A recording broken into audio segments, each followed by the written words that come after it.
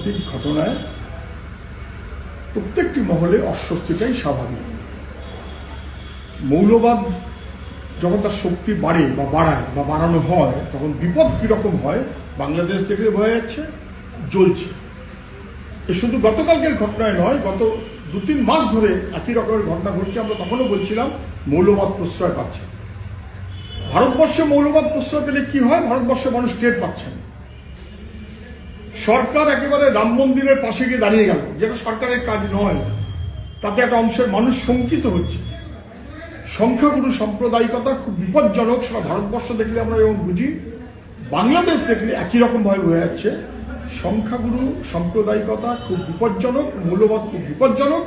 ভারত সরকার, আমাদের প্রতিবেশী দেশ বাংলাদেশ, একটা সময় আমরা একই বাংলা, ফলে এখানে কজ অফ কনসার্নটা অনেক বেশি, কোনো সন্দেহ নেই। কিন্তু ভারত হোক, বাংলাদেশ হোক, যেই হোক, মৌলবাদের বিরুদ্ধে সমগ্র মানুষকে, বিশেষ করে সংখ্যালঘু মানুষকে রক্ষা করা, শান্তি প্রতিষ্ঠা করা, শান্তির পরিবেশ রক্ষা করা, এটা যেমন বাংলাদেশের জন্য জরুরি, তেমন আমাদের জন্যও জরুরি। আমাদের দেশ সেই মনোভাবে নিশ্চয়ই কথা বলতে পারে, না হলে অসুবিধায় পড়তে হবে।